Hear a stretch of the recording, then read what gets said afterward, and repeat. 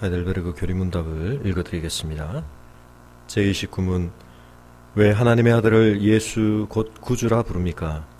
그가 우리를 모든 죄에서 구원하셨기 때문이며 또 그분 외에는 그 어디에서도 구원을 찾아서도 안되며 찾을 수도 없기 때문입니다.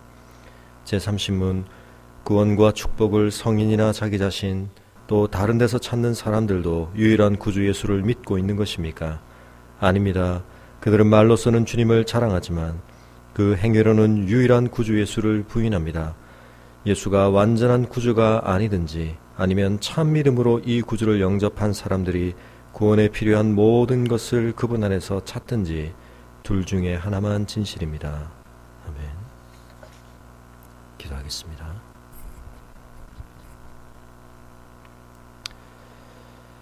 고마우신 아버지 하나님, 어리석고 연약하기 이를 데 없는 저희들을 하나님의 영원하고 참되신 구원의 은혜를 누리는 자리에 이르게 하여 주신 것 감사합니다. 저희의 총명함이나 저희의 지혜로움이나 저희의 어떤 선함 때문이 아니라 하나님의 은혜로 인한 것이며 우리 주 예수 그리스도의 구속의 그 넘치는 은혜로 말미암은 것임을 주님 저희가 기억하며 오직 저희는 이 구원을 누리되 하나님 앞에 감사함으로 누릴 수밖에 없는 것을 고백합니다. 아버지 하나님, 오늘도 우리의 삶에 우리를 힘겹게 하며 우리를 불만족스럽게 하며 우리를 염려케 하며 두렵게 하는 많은 것들이 있지만 그러나 우리에게 허락하신 이 영광스러운 영원한 산 생명의 소망으로 인하여 우리의 영혼이 하나님 앞에 감사의 예배를 드림으로 이 아침 첫 시간을 시작하게 하여 주시옵소서. 아버지 하나님, 오늘도 저희가 하나님 앞에서 행하되 온전히 행할 수 있는 자들이 되기를 소원합니다. 하늘에 계신 우리 아버지의 그 온전하심을 저희가 닮아가는 자들 되게 하여 주시옵소서. 우리의 삶이 온전하되 하나님 앞에 드려지는 우리의 마음이 온전할 수 있도록 도와주시옵소서. 두 마음 품은 자를 미워하시는 아버지 하나님, 나뉘어진 마음을 미워하시는 아버지 하나님, 우리의 마음이 온전히 하나님 앞에 하나로 드려지는 저희들이 될 수 있게 하여 주시옵소서. 아버지 하나님, 오늘도 우리가 하나님의 말씀의 인도하심을 받기를 간절히 원합니다. 하나님의 말씀의 순종을 결단하며 그 말씀 앞에 앉게 도와주시고 이미 우리 안에 우리 스스로 내린 결론과 우리 스스로 옳게 여기며 우리 스스로 형통의 길이라고 생각하는 그 판단들조차도 하나님의 말씀 앞에서 다시 한번 새롭게 검토할 수 있도록 우리의 영혼이 하나님의 말씀 앞에 유연할 수 있도록 도와주시옵소서. 우리의 굳은 마음을 제하여 내시며 우리의 마음이 하나님 앞에 부드러운 심령 되게 하여 주시옵소서. 아버지 하나님, 우리가 오늘도 자기를 부인하며 성령으로 충만해지기를 소원합니다. 예수 그리스도로 온전히 충만해지기 위하여 우리의 죄악된 아담의 본성을 가진 우리의 죄성에 대하여 우리가 철저히 죽어지게 하여 주시옵소서. 오늘도 우리가 하나님과 동행하는 삶을 사는 데 있어서 벗어버려야 할 모습들이 무엇인지 깊이 깨닫게 하여 주시옵소서. 아버지 하나님, 하나님께서 우리를 형통케 하실 때에 저희가 교만한 자가 되지 않게 도와주시고 그 마음속에 겸손을 유지할 수 있는 영적인 저력을 가질 수 있도록 하나님 앞에 합당한 모습을 유지하는 저희들이 될 수 있도록 근신하는 심령을 가질 수 있도록 주님 축복하여 주시옵소서. 오늘도 저희가 선줄로 생각하며 넘어지는 어리석은 자들이 되지 않게 도와주시고 오직 주님의 은혜를 붙들며 주님과 민감하게 동행하는 저희의 삶이 될 수 있도록 이 아침 첫 시간 저희의 기도에 주님께서 놀랍게 함께하여 주시옵소서. 우리의 심령 속에 오늘도 이 하루의 삶을 능히 감당할 하나님으로부터 부음받은 놀라운 회복과 치유와 강건케 됨을 누릴 수 있게 하여 주시옵소서. 기도의 특권을 오늘도 저희가 사용하기를 원합니다. 하나님의 아들 된 권세를 사용하기를 원합니다. 예수 그리스도의 이름으로 기도할 수 있는 이 놀라운 특권을 오늘도 저희가 사용하기를 원합니다. 약속에 신실하신 아버지 하나님, 우리의 기도에 세밀히 응답하여 주시옵소서. 감사를 드리고 우리 주 예수 그리스도 이름으로 기도합니다. 아멘. 함께 묵상하실 말씀은 역대하 25장 1절에서 16절까지 말씀입니다. 역대하 25장 1절에서 16절까지를 봉독하겠습니다. 아마시아가 왕위에 오를 때에 나이가 25세라 예루살렘에서 29년 동안 다스리니라. 그의 어머니의 이름은 여호와탄이요 예루살렘 사람이더라. 아마시아가 여호와께서 보시기에 정직하게 행하기는 하였으나 온전한 마음으로 행하지 아니하였더라. 그의 나라가 굳게 섬에 그의 부왕을 죽인 신하들을 죽였으나 그들의 자녀들은 죽이지 아니하였으니 이는 모세 율법책에 기록된 대로 함이라. 곧 여호와께서 명령하여 이르시기를 자녀로 말미암아 아버지를 죽이지 말 것이요 아버지로 말미암아 자녀를 죽이지 말 것이라. 오직 각 사람은 자기의 죄로 말미암아 죽을 것이니라 하셨더라. 아마시아가 유다 사람들을 모으고 그 여러 족속을 따라 천부장들과 백부장들을 세우되 유다와 베냐민을 함께 그리하고 20세 이상으로 계수하여 창과 방패를 잡고 능히 전장에 나갈 만한 자 30만 명을 얻고 또 은 100달란트로 이스라엘 나라에서 큰 용사 10만 명을 고용하였더니 어떤 하나님의 사람이 아마시아에게 나와서 이르되 왕이여 이스라엘 군대를 왕과 함께 가게 하지 마옵소서. 여호와께서는 이스라엘 곧 온 에브라임 자손과 함께 하지 아니하시나니 왕이 만일 가시거든 힘써 싸우소서. 하나님이 왕을 적군 앞에 엎드러지게 하시리다. 하나님은 능히 돕기도 하시고 능히 패하기도 하시나이다 하니 아마시아가 하나님의 사람에게 이르되 내가 100달란트를 이스라엘 군대에게 주었으니 어찌할까. 하나님의 사람이 말하되 여호와께서 능히 이보다 많은 것을 왕에게 주실 수 있나이다 하니라. 아마시아가 이에 에브라임에게 자기에게 온 군대를 나누어 그들의 고향으로 돌아가게 하였더니 그 무리가 유다 사람에게 심히 노하여 분연히 고향으로 돌아갔더라. 아마시아가 담력을 내어 그의 백성을 거느리고 소금 골짜기에 이르러 세일 자손 10,000명을 죽이고 유다 조선이 또 10,000명을 사로잡아 가지고 바위 꼭대기에 올라가서 거기서 밀쳐내려 엎드려서 그들의 온몸이 부서지게 하였더라. 아마시아가 자기와 함께 전장에 나아가지 못하게 하고 돌려보낸 군사들이 사마리아에서부터 벳호론까지 유다 성읍들을 약탈하고 사람 3,000명을 죽이고 물건을 많이 노략하였더라. 아마시아가 에돔 사람들을 죽이고 돌아올 때에 세일 자손의 신들을 가져와서 자기의 신으로 세우고 그것들 앞에 경배하며 분향한지라.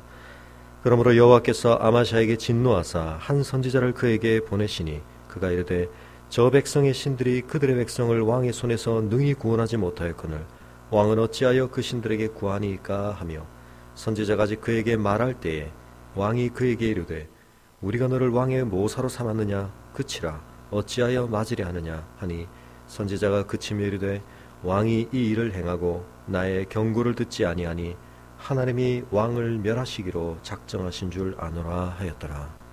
아멘.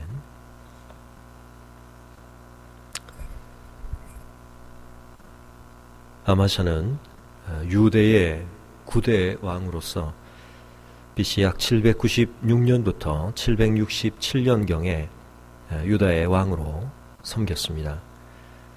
그는 25세의 왕이 되어서 29년 동안 왕위에 있었는데 그의 사역을 한마디로 평가하며 2절은 여호와께서 보시기에 정직하게 행하기는 하였는데 온전한 마음으로 행하지는 아니하였다고 평가하고 있습니다.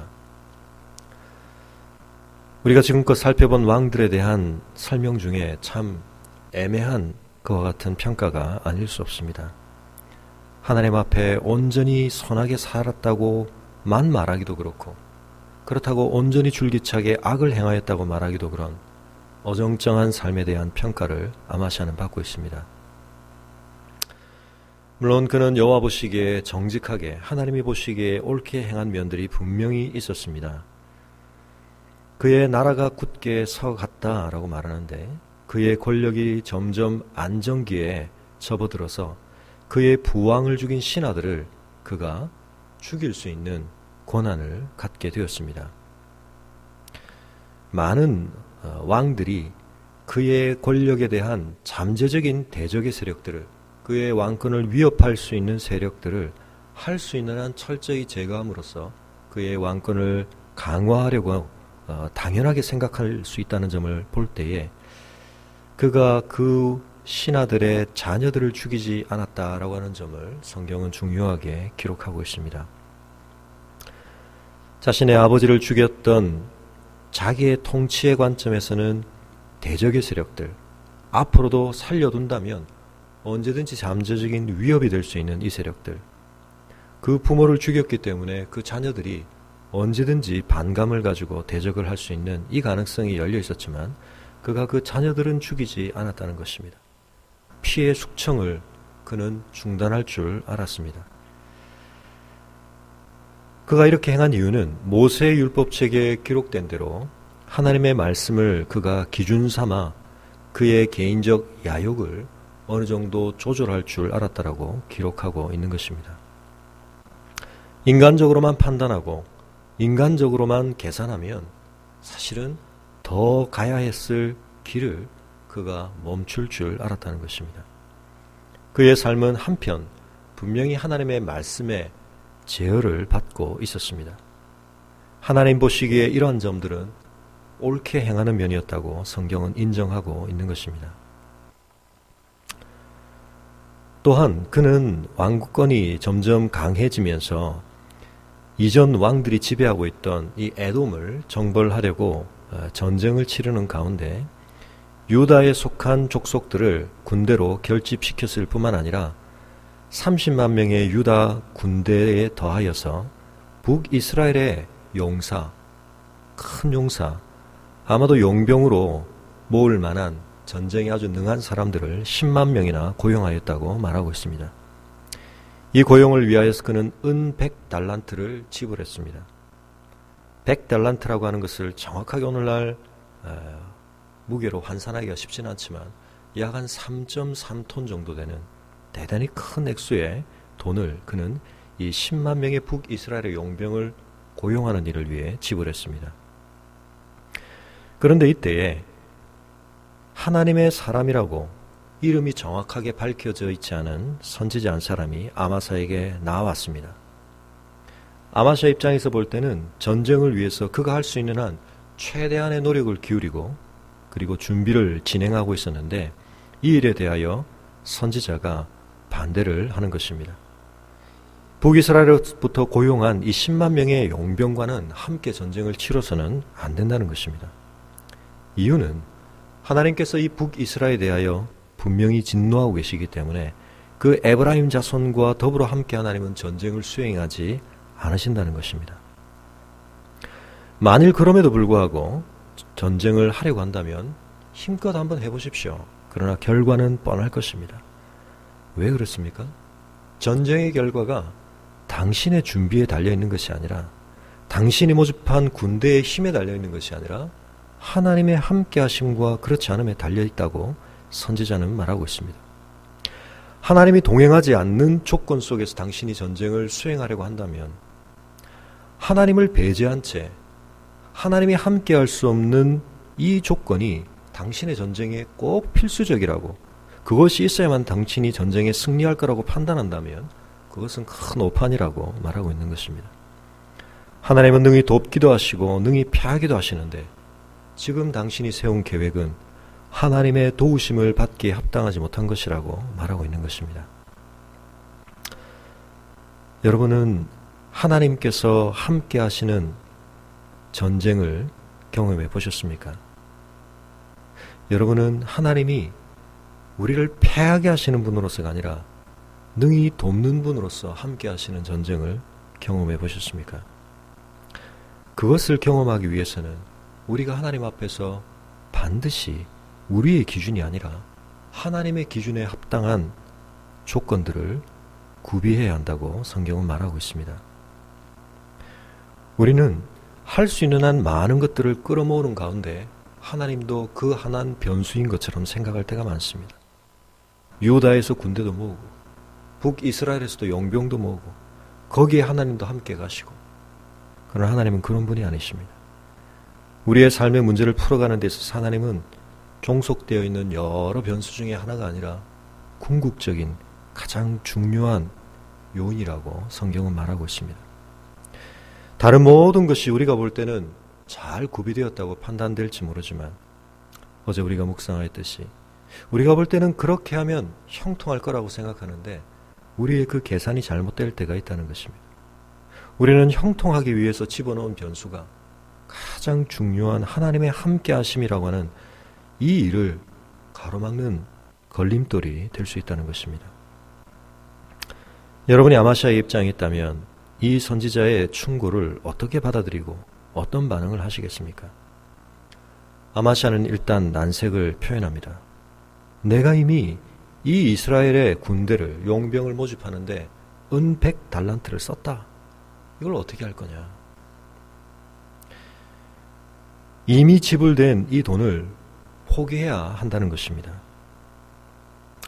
우리가 예수 그리스도의 제자로 하나님의 백성으로 이 땅 위를 살아갈 때 우리가 그 길을 간다는 것은 우리가 세상에서 당연히 배우게 되고 경험하게 되는 그런 계산법과는 좀 다른 계산법에 익숙해져야 한다고 성경은 말하고 있습니다. 우리가 볼 때는 너무 뻔한 손해인데 그건 바보 같은 계산인데 그러나 하나님은 그것이 오히려 이익이라고 말씀하실 때가 있습니다.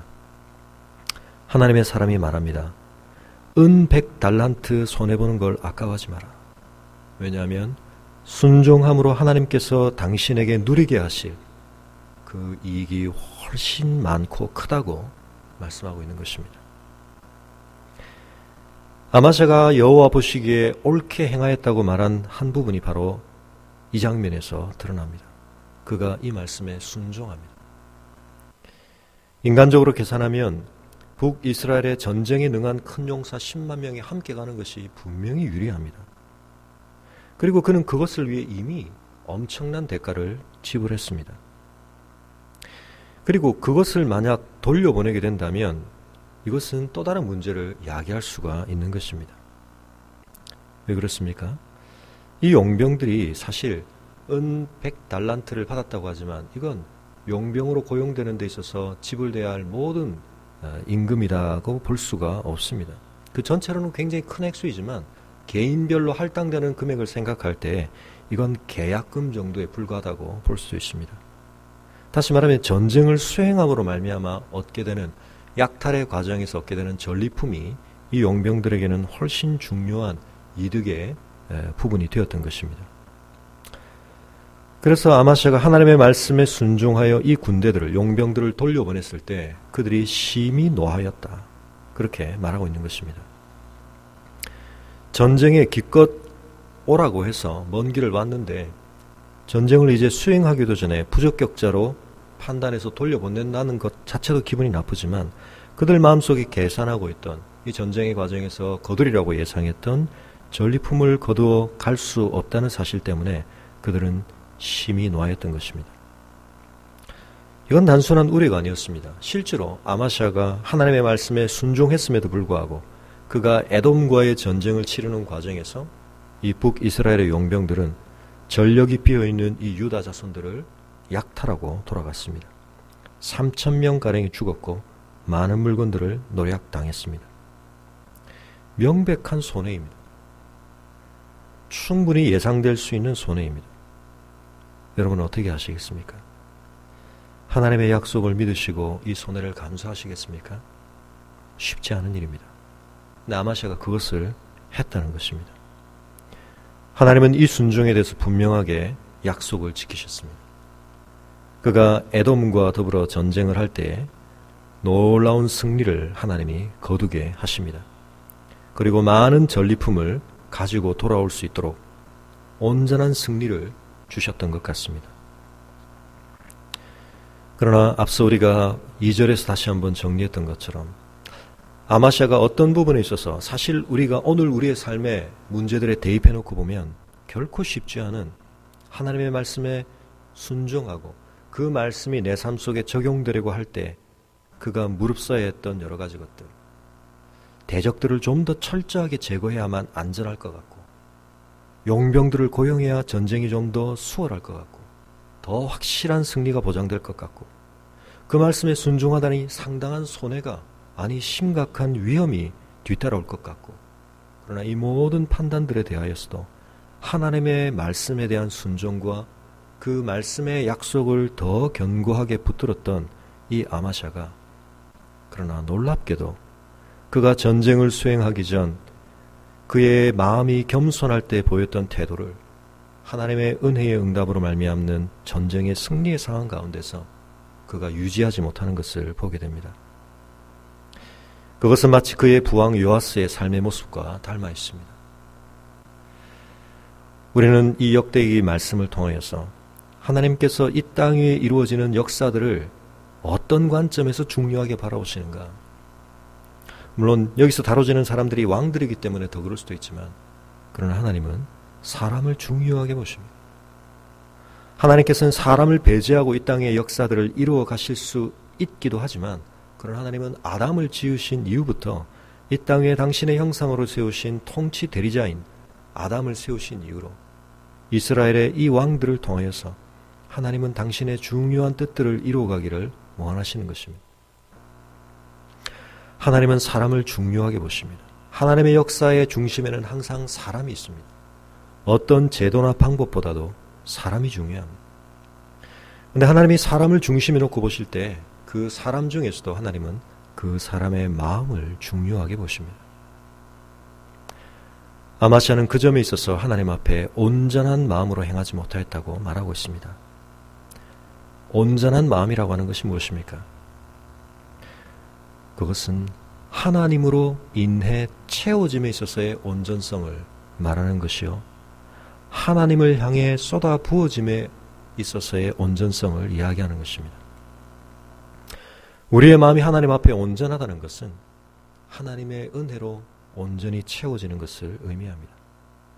그리고 그 응답과 결과로서 하나님을 향해 온전히 쏟아 부어지는 헌신을 이야기하는 것입니다.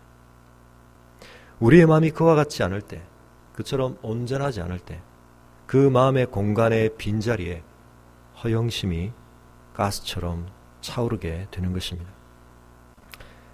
그리고 그 자리에 언제든 사단은 비집고 들어올 수가 있는 것입니다. 쉽게 이해가 되지 않는 것은 아마샤가 전쟁의 승리를 하고 돌아오는데 세일 자손, 에돔 자손들이 섬기고 있던 우상을 가져왔다는 것입니다. 물론 그것은 전쟁의 전리품 가운데 가장 중요한 것이었을 것입니다. 고대 사람들은 전쟁을 수행할 때 그 지역의 또는 그 민족의 수호신이 그 전쟁에 함께 개입되어 있다고 생각했기에 전쟁에 이기고 지는 것은 그 민족의 군사력의 문제에 국한되는 것이 아니라 그들을 지켜 그들을 보호하는 그 민족의 수호신들 간의 전쟁, 그 힘겨루기의 결과라고 그들은 또한 생각했던 것입니다. 전쟁의 진민족이 섬겼던 신은 열등한 신이 되는 것이고, 그 신의 형상들, 우상들은 마치 포로와 같이 잡혀가게 되는 것입니다. 그가 전리품의 차원에서 이 우상들을 가져왔다는 것은 그나마 이해가 되는데, 문제는 이것을 자신이 섬기고 경배할 신으로 세우고 숭배했다는 것이 문제입니다. 잘 이해가 가지를 않습니다. 이미 그가 이겼습니다. 열등한 신입니다. 하나님께서 참된 신이심을 드러내셨습니다. 근데 왜 그가 여기서 에돔 사람들이 세일 자손이 섬기던 우상을 경배하고 있을까요? 여기서 이 아마샤가 그 마음을 하나님께 온전히 다 드리고 있지 않았다는 것을 보게 됩니다. 그는 어떤 모습들에 있어서는 분명히 하나님이 정하신 기준에 합당한 반응을 보였고 외적인 순종을 하였습니다. 그러나 그의 마음의 한켠 속에 하나님 앞에 다 드려지지 않은 뭔가가 있었습니다. 하나님께 온전히 쏟아지고 있지 못한 그 마음의 한 부분, 사단은 기가 막히게 그 부분을 가로채어 그 영역 안에서 문제가 발생하도록 만들었던 것입니다. 구약은 모든 우상 숭배가 사실은 인간의 죄성의 자기 숭배와 연결된다고 말합니다. 그래서 신약에서도 우상 숭배는 탐심이라고 성경은 규정하고 있습니다. 무슨 말입니까? 참된 하나님이 받으셔야 할 경배와 우상 숭배가 갖는 중요한 차이점은 우상도 숭배되어지고 경배되어지는 듯한 형식을 취하기는 하지만 우상은 결국 자기를 숭배하는 한 행위에 불과하다는 것입니다. 우리는 우상이 참 신이 아닌 것을 압니다. 그러므로 그 우상은 참 하나님이 받으셔야 하는 우리 마음 전부를 드려야 하는 그와 같은 헌신의 대상은 분명히 아닙니다. 우리는 오히려 우상을 숭배하는 형식을 통하여서 자기의 욕심과 자기의 야욕을 도모하고 있는 것입니다. 우상 숭배 속에는 결국 자기 숭배가 도사리고 있는 것입니다. 전쟁의 승리가 아마샤의 마음속에 자만심과 교만을 불어 넣었습니다. 그리고 그의 마음속에 하나님을 향해 온전히 다스려지고 있지 못한 그 어떤 영역들 속에서 그는 무언가 문제가 발생하고 있다는 것을 알아채지 못한 채 심각한 잘못된 길로 걸어가기 시작했던 것입니다. 우리가 오히려 상황이 좋지 못하고 환경이 어려울 때, 우리의 마음이 겸손할 때 드러나지 않던 악이 우리의 삶의 형편이 풀리고 우리의 뜻대로 모든 일이 되어간다고 판단되어질 때 교만함 속에서 일어나는 것을 보게 됩니다. 하나님의 선지자가 또다시 나타났습니다. 어찌하여 왕의 손에서 능히 구원하지 못하였던 당신이 직접 경험하지 않았느냐? 당신이 직접 승리를 거둔 그 백성의 신을 어찌하여 구하여 그 신에게 숭배하고 있느냐? 아직 이 말이 채 끝나기도 전에 아마샤가 말을 가로막습니다. 다른 사람의 조언에 귀 기울이지 않는 자기 중심성에 똘똘 뭉쳐진 사람의 모습입니다. 우리가 너를 왕의 모사로 삼은 적이 있느냐? 그가 앞에서는 하나님의 뜻을 전달하는 선지자로 인정하고 그 말을 들었던 그 사람에게 이제 누가 너를 왕의 참모로 세웠느냐? 하늘의 진정한 왕의 선지자의 말에 대하여 그가 이와 같이 반응하고 있습니다. 그치라, 그만둬라. 어찌 맞으려고 하느냐? 위협까지 하게 되었습니다. 하나님의 경고에 귀를 닫는 아마샤에게 하나님의 선지자는 말합니다. 나의 경고를 듣지 아니하니 하나님이 왕을 멸하시기로 작정한 줄을 알겠습니다.